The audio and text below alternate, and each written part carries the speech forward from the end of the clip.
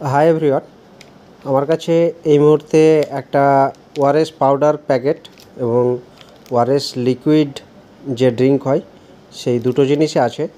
তো অনেকে অনেক সময় এই দুটো জিনিসকে আলাদা আলাদা মনে করে থাকে। তো তাদের জন্য বলে রাখি যে এটা দুটোই একই জিনিস। কারণ আপনি লক্ষ্য করলে দেখতে পাবেন যে এই যে ওআরএস পাউডার যেটা আছে সেটা 1 লিটার জলে গুলে খেতে হবে এবং এটা হু রিকমেন্ডেড ফর্মুলা, এই যে এখানে লেখা আছে। তো এইটা 1 লিটার জলে গুলে খেতে হবে, আর এইটা যেটা আছে সেটা 200 ml একটা হচ্ছে কন্টেনার। তো এইটা হচ্ছে 1 লিটারের হিসাবে এইটা তার 5 ভাগের 1 ভাগ।